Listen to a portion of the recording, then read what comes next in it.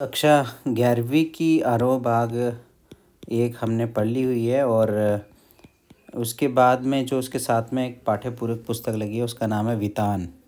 क्या नाम है? वितान। और ये भी भाग 1 है। तो इसी में 3 पाठ हैं और उसके साथ में कुछ चौथा और पांचवा अलग से पाठ है। चौथे पाठ का नाम है भारतीय कलाएं। ठीक है, तो आज हम इसको पढ़ेंगे। ठीक, पीजीटी हिंदी, टीजीटी हिंदी जो भी हैं या एलडीसी हैं, जो स्टूडेंट्स हैं वो सब इस वीडियो को देखें, अंत तक देखें और इसको समझें, क्योंकि भारतीय कलाओं से संबंधित ही ये सब पाठ हैं। तो भारतीय कलाओं के बारे में पता होना चाहिए। तो क्या पता होना चाहिए जानते हैं इस पाठ में। ठीक है, कलाओं की अपनी भाषा होती है। जैसे हम अपने आसपास के परिवेश, प्रकृति या भावों और विचारों को भाषा में व्यक्त करते हैं, वैसे ही चित्रकारी, संगीत या नृत्य के माध्यम से भी हम अपने आसपास और प्रकृति को अभिव्यक्त करते हैं। हम जो कुछ देखते सुनते हैं उसे किसी न किसी रूप में और नए नए तरीके से कहना या अभिव्यक्त करना चाहते हैं। समुद्र में उठती गिरती लहरों को देखकर चित्रकार उसे रंगों से सजाता है। चिड़िया की चहचहाहट को गायक स्वरों में सजाता है, तो नर्तक मन के भावों को विभिन्न मुद्राओं में सजाता है। तो कभी चित्रों में, तो कभी गीतों में, कभी नृत्य में, तो कभी संगीत में। ये कहने सुनने की परंपरा सदियों से चली आ रही है और आज भी नए नए तरीकों में लगातार जारी है। हमारा देश भारत उत्सवधर्मी है। विविधता हमारी पहचान है। विभिन्न संस्कृतियों और विभिन्न त्योहारों के साथ साथ विविध कलाएं भी हमारी अनूठी पहचान है। आपने देखा होगा कि भारत के अलग अलग राज्यों की अपनी अपनी विशिष्ट कलाएं हैं। आपने ये भी देखा होगा कि हमारी कलाओं को त्योहारों, उत्सवों से अलग नहीं किया जा सकता। ये कलाएं जन्मोत्सव से लेकर शादी ब्याह, पूजा तथा खेतीबाड़ी से भी जुड़ी हैं। मनुष्य के जीवन से जुड़ी होने के कारण ही भारत की ये विशिष्ट कलाएं विरासत के प्रति हमें उत्साह और विश्वास से भर देती हैं। क्या आपको ये नहीं लगता कि पर्वों, त्योहारों या फिर फसलों से कलाओं का जुड़ाव ही एक और इसे केवल मनोरंजन या अलंकरण होने से बचाता है, तो दूसरी ओर यही पहलू प्राचीन परंपराओं की सतत निरंतरता को बनाए रखता है। वास्तव में यही अतीत और वर्तमान के बीच जुड़ाव की कड़ी भी है।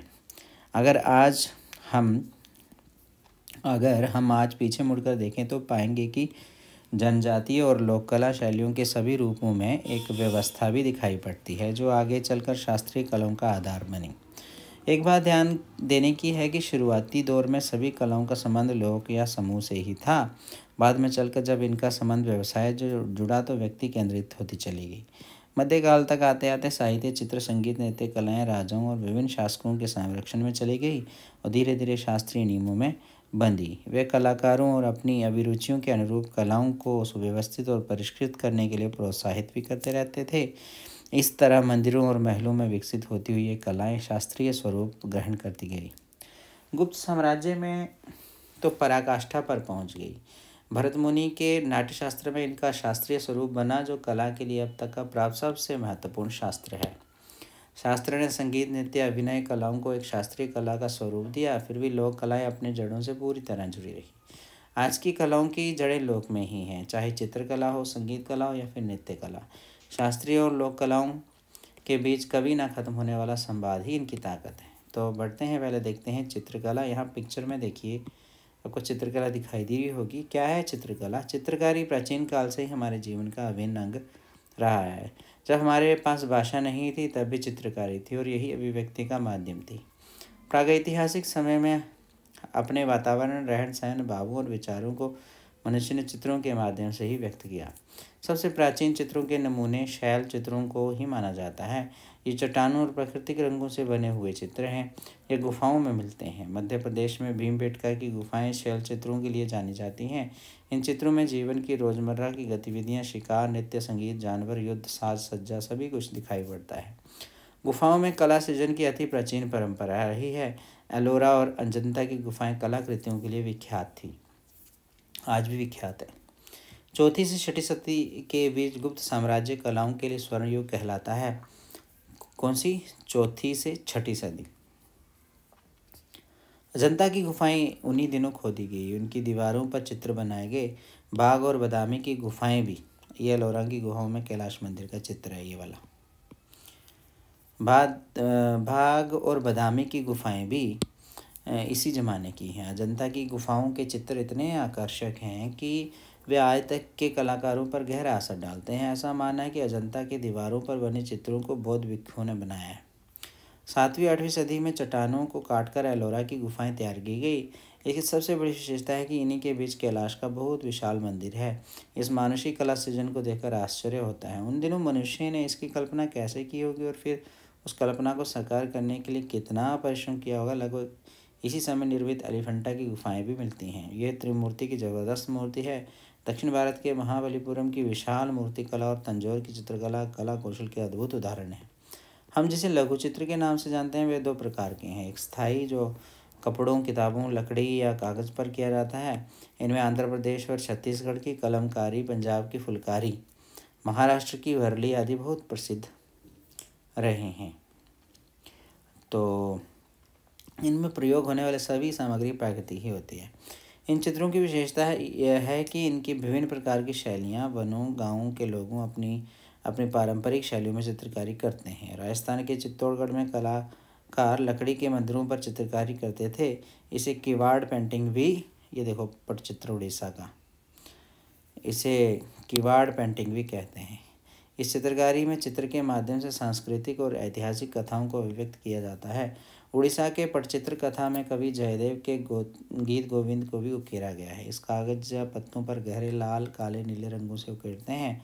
देखने की बात है कि गीत गोविंद के पदों को नर्तक उड़ीसा नृत्य के माध्यम से व्यक्त करते हैं। सभी कलाएं एक दूसरे से जुड़ी हुई हैं। मिथिला की चित्रकारी में मधुबनी चित्रकला भी बहुत प्रसिद्ध है। आज भी कलाकार अपनी इस कला को जिंदा रखे हुए हैं। आज के राष्ट्रीय और अंतर्राष्ट्रीय बाजार में भी इन लघु लोक कलाओं की बहुत मांग है। अस्थायी कलाओं में कोबर, एपन, अल्पना, रंगोली जैसी कलाएं काफ़ी प्रचलित हैं। इन कलाओं का संबंध शादी, त्योहार और उत्सवों से है। इन क्षेत्रीय भाषाओं में अलग अलग नाम से जाना जाता है। वास्तव में उत्तराखंड में जिसे एपण कहते हैं उसे ही राजस्थान में मंडवा, गुजरात में सत्तिया, महाराष्ट्र में रंगोली, बिहार में अरिपन, मध्य प्रदेश और उत्तर प्रदेश में चौकपूर्णा, दक्षिण भारत में कोलम के नाम से जाना जाता है। ये सभी किसी विशेष मांगलिक अवसरों पर बनाए जाते हैं। कलाओं का ये अद्भुत संसार हमारी संस्कृति की पहचान है। पर हम ये भी जानते हैं कि हिंदुस्तानी कला जितनी हिंदुस्तान में दिखाई पड़ती है, इससे कहीं अधिक उसके बाहर भी है। ये ध्यान देने की बात है कि यहाँ की कला अन्य देशों में किस प्रकार विकसित और सुरक्षित है। वास्तव में हिंदुस्तान के अंदर की ही हिंदुस्तानी कला को जानना उसकी आधी ही कहानी जानने के बराबर है। उसे पूरी तौर पर समझने के लिए हमें बौद्ध धर्म के साथ साथ मध्य एशिया, चीन और जापान तक जाना चाहिए। तिब्बत और बर्मा और सियाम में फैलकर नए रूप धारण करते हुए और फुटकर नए सौंदर्य पेश करते हुए हमें इसे देखना चाहिए। हमें कंबोडिया और जावा में इसके शानदार और बेमिसाल कारनामों को देखना चाहिए। ये सच है कि भारतीय कलाओं का विस्तार विश्व के अन्य भूभागों में भी हुआ है, लेकिन उन कलाकृतियों के सृजन में क्षेत्रीय विशेषताएं हैं। गांधार शैली में बनी बुद्ध की प्रतिमा और तिब्बत की शैली में बनी बुद्ध प्रतिमा अपनी अपनी क्षेत्रीय पहचान स्पष्ट दिखाई देती है। राग मेघमल्हार बूंदी चित्रकला की राजस्थानी शैली। तो ये राग मेघमल्हार देखो बूंदी चित्रकला की राजस्थानी शैली है। तो संगीत कला क्या है, आप उसके बारे में जानते हैं। तो भारत की प्राचीनतम संगीत का वर्णन वैदिक काल में मिलता है। विद्वान लगभग 5000 ईस्वी पूर्व के समय को वैदिक काल मानते हैं। इस समय दो प्रकार के संगीत का उल्लेख मिलता है, कि मार्गी होता है और दूसरा देसी। मार्गी संगीत धार्मिक समारोहों से जुड़ा हुआ होता है और नियम और अनुशासन से बंधा हुआ होता है। देसी जो है वो लोक से जुड़ा होता है। लोक रुचि के अनुसार ये समूह में ही गाया जाता है। सामवेद में गाने के जो निर्देश दिए गए हैं उससे ये पता चलता है कि वैदिक महर्षियों के पूजा और मंत्रोच्चार के तरीके को ही साम कहते हैं। हमारे यहाँ आगे चलकर संगीत का जो विकास हुआ इसकी जानकारी बहुत नहीं मिलती। उसका कारण ये भी है कि हम भारतीय दस्तावेजीकरण नहीं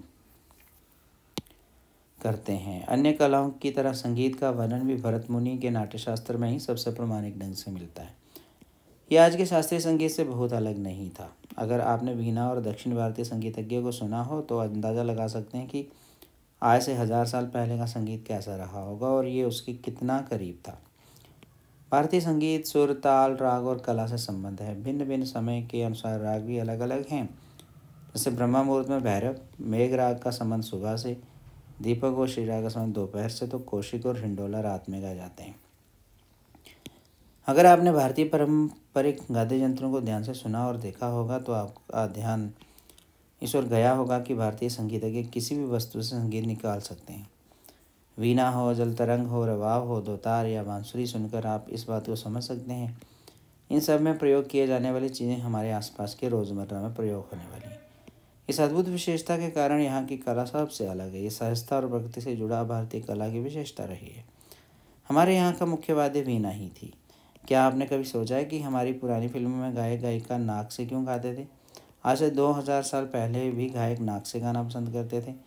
इसका उल्लेख भरत के नाट्यशास्त्र में मिलता है। संभवतः ये मुख्य वाद्य वीणा के सुरों तक पहुँचने की कोशिश का प्रभाव था। ध्यान देने की बात है कि ये उत्सव और उल्लास भरा संगीत भी धीरे धीरे नियमों में बंधा। इसका भी शास्त्र लिखा गया और बाद में चलकर एक शास्त्रीय परंपरा शुरू हुई। संगीत भी लोक से जुड़ा हुआ था। इसमें संस्कार गीत और ऋतु गीत भी खूब मिलते हैं। आपने गिरिजा देवी की आवाज़ में मिर्ज़ापुर की कजरी जरूर सुनी होगी। बच्चे के जन्म पर उत्तर प्रदेश का सोहर और विवाह के गीत सुने होंगे। हर एक वस्तु का स्वागत गीतों से किया जाता है। बंगाल में वर्षा मंगल, वसंतोत्सव, ग्रीष्मोत्सव गीतों के बिना कहाँ संभव है। मध्यकाल तक आते आते अन्य कलाओं की तरह संगीत भी व्यावसायिक हुआ, पर भारत का सबसे अच्छा समय वह था जब संगीत मनुष्य के जीवन का जरूरी अंग था। ऐसी कई कहावतें मिलती हैं। नृत्य कला क्या है? भारतीय संगीत के नृत्य में भी एक कम बदलाव आए। पहले के नर्तक और आज के नर्तक भी भारतीय नृत्य कला के नियमों का पालन करते हैं, जिसका आधार है अभिनय। इसका भी मूल शास्त्र भरत मुनि का नाट्यशास्त्र ही रहा है। नाट्यशास्त्र में नृत्य और नृत्य दो शब्द मिलते हैं। ये दोनों अभिनय के ही अलग अलग रूप हैं। नृत्य यानी अभिनय, इसमें शब्द और भंगिमा महत्वपूर्ण है। नृत्य में भाव और भंगिमा महत्वपूर्ण है। भारत लोक नृत्यों से समृद्ध रहा है। हर राज्य के अलग अलग समुदायों की अपनी अपनी नृत्य कलाएँ रही हैं, जो हमारे रोज़मर्रा के जीवन से जुड़ी हुई हैं। जीवन में जितने अनुष्ठान हैं उन सब से नृत्य कलाओं का भी संबंध है। खेती से जुड़े समुदाय के जीवन में ऋतुओं का बदलना, फसलों की बुवाई या कटाई सभी महत्वपूर्ण घटनाएं हैं। ऋतुओं का बदलना उनके पाँवों को चंचल कर देता है। वर्षा होती है तो उनके पाँव थिरक उठते हैं। भारत के हर राज्य में यही भाव मिलते हैं। कश्मीर से दार्जिलिंग तथा समूचे हिमालय क्षेत्र में एक और शास्त्रों और युद्धों को नृत्य कला शालीनता से प्रस्तुत करते हैं, तो दूसरी ओर गेहूँ की फसल बोने को भी एक उत्सव बना देते हैं। सभी लोक नृत्यों में गोलाई में नर्तक हाथ में हाथ मिलाए तरह तरह के करतब दिखाते हैं। पंजाब की महिलाएं गिद्धा करती हैं। राजस्थानी महिलाएं अपनी ओढ़नी से चेहरे को ढककर घूमर करती हैं। गुजरात में डंडियों के सहारे स्त्रियां गरबा नृत्य करती हैं। पुरुष भी डांडिया रास करते हैं, जो गरबा का ही एक और ऊर्जा भरा रूप है। महाराष्ट्र के मछली पालन से जुड़े समुदाय हाथों में हाथ डालकर एक दूसरे के कंधे पर चढ़कर एक पिरामिड सा बना लेते हैं। महाराष्ट्र की लावनी नृत्य अपने अद्भुत यांत्रिक आकर्षण के लिए प्रसिद्ध है। मैसूर में डोडवा कबीले के लोग बालाकल नृत्य करते हैं। इसमें रंगीन वेशभूषा के साथ साथ हाथ में तलवारें होती हैं। केरल के गुरुवांजी नृत्य को भरतनाट्यम का प्रेरणा स्रोत माना जाता है। तो गुजरात का टिप्पणी नृत्य भी समूह के साथ होता है। ये फसल की कटाई के बाद खलिहान में किया जाता है। और असम का सत्रीय नृत्य देखिए तो लोक नृत्यों में भी निकोबारी अंडमान निकोबार से जुड़ा है। अरुणाचल प्रदेश में निशी, असम का बिहू, आंध्र प्रदेश का कोलम तो वही पंथी और राउत, छत्तीसगढ़ तथा झारखंड के लोक नृत्य हैं। गुजरात का गरबा और रास टिप्पणी, हिमाचल का नागमेन और किन्नौरी, बंगाल, उड़ीसा, झारखंड का छाओ उल्लेखनीय है। अलग अलग राज्यों के ये नृत्य भिन्न भिन्न नामों से जाने जाते हैं, पर इनमें एक समानता भी है। ये सभी नृत्य समूह में होते हैं। सभी का संबंध प्रकृति और जीवन से है। सभी में स्त्री पुरुष एक साथ मिलकर नाचते हैं। राज्य की सीमाएं भला कला को कैसे बांध सकती हैं। ध्यान देने की बात यह भी है कि नृत्यों का संबंध विभिन्न धार्मिक अनुष्ठानों से भी है, पर यह किसी एक धर्म में नहीं बल्कि लगभग सभी धर्मों में दिखाई पड़ता है। भारतीय लोग इसी तरह थिरकता हुआ कब शास्त्रों नियमों में बंधा, ये ठीक ठीक तो नहीं कहा जा सकता, पर इसका भी आधार भरत मुनि का नाट्यशास्त्र ही है। विद्वानों का ये मानना है कि लोक नृत्य से ही शास्त्रीय नृत्य विकसित हुआ है। भारतीय नृत्य को देखकर कुछ लोग ऐसा सोचते हैं कि ये सिर्फ हाथ और पैर की गति से जुड़ा है। अगली बार आप ध्यान से देखिएगा, भारतीय नृत्य में सभी अंगों की गति लय महत्वपूर्ण है। भारतीय नर्तकों को आँख, बाहों या फिर नासिका के माध्यम से खुशी, दुख, क्रोध, विवश आदि भावों को अभिव्यक्त करने में महारत हासिल है। इन्हीं भाव भंगिमाओं के जरिए महाभारत और रामायण जैसी कथाओं तक को कह देने की परंपरा नृत्य कला में मिलती है। भारतीय नृत्य का सबसे आकर्षक रूप है हाथों की विभिन्न मुद्राएं। इनके माध्यम से मनुष्य के भावों से लेकर जानवरों के भावों तक को दिखाया जा सकता है। इन शास्त्रीय नृत्यों के मुख्य रूप से केरल का कथकली, मोहिनीअट्टम, उत्तर प्रदेश का कथक, आंध्र प्रदेश का कुचिपुड़ी, उड़ीसा का ओडिसी, मणिपुर का मणिपुरी, कर्नाटक और तमिलनाडु का भरतनाट्यम मौजूद है। असम के सत्रिय को भी शास्त्रीय नृत्य में शामिल किया गया है। इन सभी का संबंध किसी न किसी राज्य और उनकी परंपराओं से है। चूँकि इस नृत्य को सीखने के लिए बहुत साधना की जरूरत थी, इसलिए ज़्यादातर व्यावसायिक ही सीखते थे। ये संदर्भ भी आता है कि बाद में चलकर महलों में राजकुमारी और राजकुमार भी नृत्य करते थे, पर सार्वजनिक रूप से नहीं। शास्त्रीय नृत्यों के स्वरूप में बहुत परिवर्तन हुआ है। वर्तमान समय में इन्हें देखकर 200-300 साल प्राचीन नृत्य कला से भी इन्हें पूरी तरह से नहीं जोड़ा जा सकता। भारतीय कलाएं लोक से शास्त्र रूप तक अचानक नहीं पहुंची हैं। वर्षों इनके बीच संवाद होता रहा है। आज के मंचों या फिल्मों में जो संगीत या नृत्य मिलता है, उनमें दोनों का मिला जुला रूप अधिक दिखाई पड़ता है। हमारा ध्यान इस पर भी जरूर जाना चाहिए कि हर एक राज्य में सभी कलाओं के बीच में भी एक अंतर संबंध दिखेगा।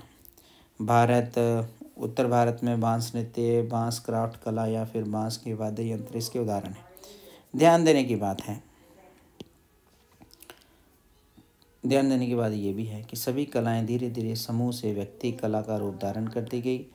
इसका कारण निश्चित रूप से व्यवसाय भी रहा। सभी लोग नृत्यों में साथ साथ एक ताल में पैरों का उठना, हाथों का एक दूसरे से जुड़ना अपने आप में भारत की अद्भुत साहचर्य और प्रेम भावना के संकेत हैं। क्या ये अनायास रूप से कलाओं में आया होगा? समूचा मानव जीवन, समूची प्रकृति क्या अनायास ही कला का विषय बने होंगे? इनका संबंध भारत की प्रेम भावना के साथ साथ भारतीय संस्कृति में निहित वसुधैव कुटुंबकम की भावना से भी अवश्य होगा। यही कारण है कि यहाँ की कलाओं का मुरीद आज पूरा विश्व है। तो ये भारतीय कलाएं थी वितान बाग 1 में। और इसके अलावा कुछ प्रश्न भी हैं इसके, देखिए।